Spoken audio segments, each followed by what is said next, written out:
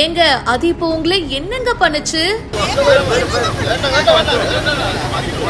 சட்டுன்னு கோபமான எம்பி கனிமொழி. தூத்துக்குடி மாவட்டம் ஏரல் பகுதியில தொடர் கனமழை காரணமா தரைப்பாலம் மூழ்கிய அளவுக்கு காட்டாற்று வெள்ளம் சீறி பாய்ந்து போயிருக்கு.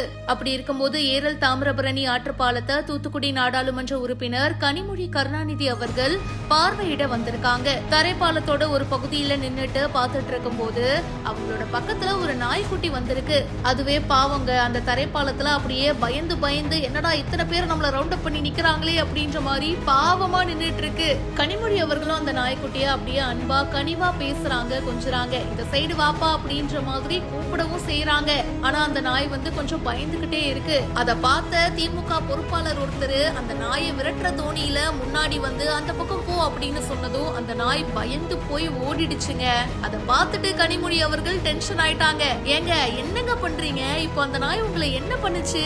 அது பாட்டுக்கு சைலண்டா தானே இருக்கு அச்சோ அப்படின்னு தலையில கை வச்சுட்டாங்க. இந்த வீடியோ இப்ப சோஷியல் மீடியால வேகமா பரவிட்டு இருக்கு. இத பத்தி உங்களுடைய கருத்துக்களை கமெண்ட் செக்ஷன்ல சொல்லுங்க. மேலும் பல இன்ட்ரெஸ்டிங்கான விஷயங்களை உடனே தெரிஞ்சுக்க பிஹைண்ட் ரூட்ஸ் நியூஸ் வாட்ஸ்அப் சேனலுக்கு ஜாயின் பண்ணுங்க.